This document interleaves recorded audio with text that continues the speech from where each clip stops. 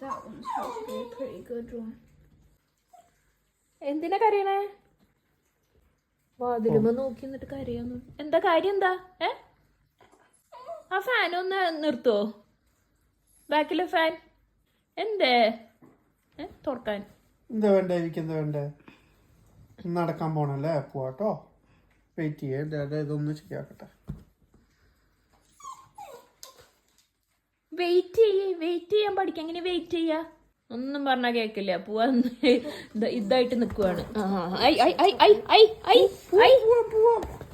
എല്ലാവരും നക്കി തുടക്കി. ഇനി പോവാൻ വിളിക്കുന്നതാണ്. എന്റെ പൊന്നെ, എന്റെ പൊന്നെ,